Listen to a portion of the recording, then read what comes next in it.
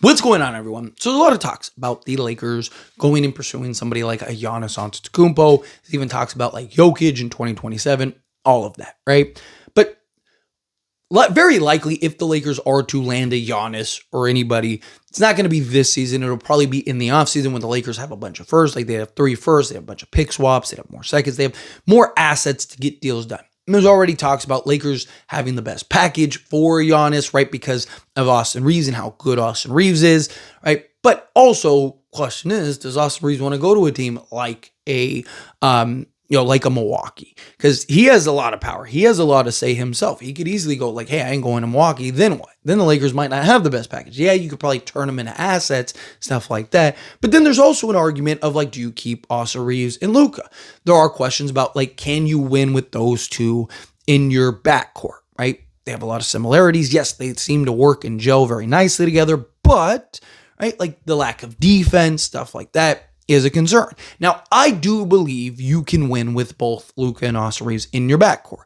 I just think you need to have the right complementary pieces around those guys, right? You need athletic, versatile, defensive 3-and-D wings. You need multiple of those. You need DeAndre Ayton to keep playing to the level in which he's playing. Now, all of a sudden, Austin Reeves and Luka Doncic, again, you just need them to be serviceable, but you got the wings. Like, if you had say a Dude Theroux projects to be that guy, right? Like, let's say he actually becomes that for the Lakers, right? And you can go get a Herb Jones or something like that. Now I think you have that, right? Because you have two just elite defensive players that can knock down the 3 ball with some consistency, defend 1 through 4 for you. DeAndre Ayton can defend out on the perimeter, defend at the rim, right? Now you got your versatile defensive big, top of especially the way he's been defending this year. And then on top of the 2 wings that you have out on the perimeter, alongside Luka and Austin Reeves, get some bench depth, right? Can you get like a Keon Ellis and a couple other guys off the bench?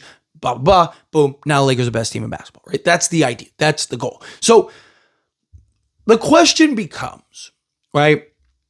Let's say you move into the season, into the offseason, whatever happens, whether the Lakers win a championship this season or not, right? This roster is probably going to look very different regardless, right? Like, ideally, Lakers go and trade for like a Herb Jones or something like that this season. But just for argument's sake, let's say nothing gets done. If you have the option to go and trade for Giannis Antetokounmpo, do you trade for Giannis, or do you use all the assets that you could use for Giannis to now go and get kind of better high-end guys, right? Like, so do you go the depth route? Do you trust that Luka and Austin Reeves can be those 2 guys and then go get that depth? Go get a Herb Jones and like a Trey Murphy and then sign a Keon Ellis and like a Matisse Thybulle or a Haywood Highsmith. And now you got, a starting 5 that is just elite and has checks off all the boxes. And you have like I said, a Keon Ellis, a Matisse Thybulle, a Haywood Highsmith, and a Dude Theroux, right? Like maybe upgrade the center position, all those things. Kind of really go and carve out this roster. Like how, like basically have a Dallas version of a team where, they have the defense, they have the athleticism, they have the shooting, they have all the things that you want. And then you have Luka and Austin Reeves. Also, if you watch that finals run, they didn't do it on the back of their offense. They did it on the back of their defense. They were like incredible defensively during that playoffs. It also helped Derek Lively became like the greatest defensive player of all time in that moment, right? During that stretch. But, you look at kind of like, how can this team have success? We've seen Luka and a self-creating defensive liability guard be able to help and lead to a conference finals and an NBA finals, right? And I've talked about Austin Reeves, one of the better defenders than Jalen Brunson. 2, Austin Reeves right now is a much better player than Jalen Brunson was when Jalen Brunson was on the Mavs. I'm not talking about Knicks Jalen Brunson where he's like the face of the franchise. I'm talking about like then. Although Austin Reeves this season is in the conversations for sure. But, do you kind of go that route where you go the depth, the versatility, all those things, kind of stick with Austin Reeves? Because the problem is, like, if you go trade for Giannis, you still need to fill out a roster. You still need to do a lot of the same things. Like, yes, you could still go, like I said, Matisse Thybulle, Keon Ellis, and Haywood Highsmith. You could still go sign those guys, right? But now you don't have the higher end wings.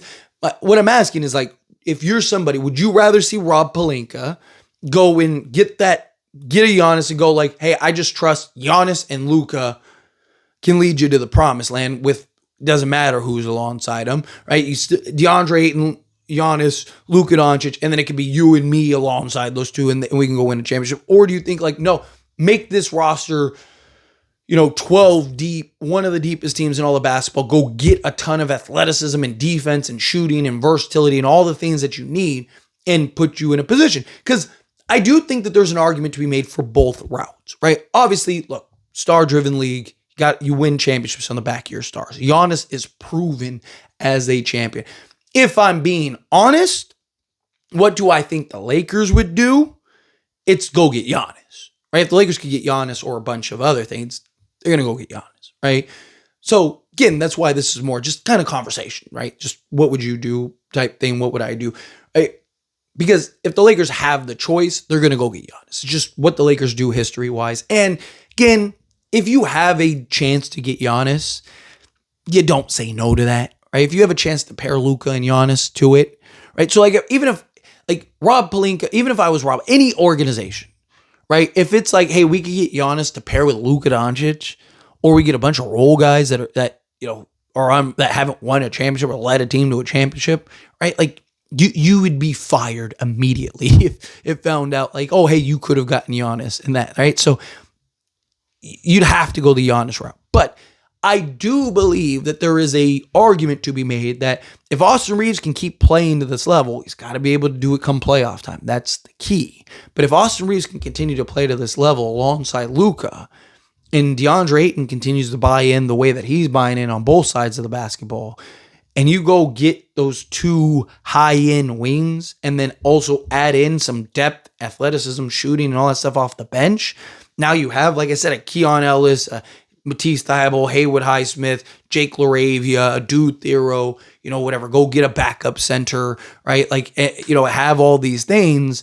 All of a sudden, you look up and it's like, Lakers might be the best team in basketball, and you can push the pace, get in transition, do all these things, but still operate in the half court and all that stuff. And you have the shooting, you have the defense, you have all that stuff, right? And Lakers are, again, one of the best teams in all of basketball. They're the best 2-point percentage team in all of basketball, and they're one of the worst 3-point shooting teams in all of basketball. Imagine if they started knocking down threes with some consistency. Imagine how good they would be, right? Like, again, if Austin Reeves can continue to play the level that he's playing, and Luka Doncic, you're going to always have one of the best offenses in all of basketball because of how much they generate offensively. At that point, you just need the scrappers and the dirty work guys and all that stuff. And here's the other thing. If you go the depth route, right, if at any point Austin Reeves and Luka aren't working, you can always trade Austin Reeves and go get that other star to put alongside. And now you have the depth.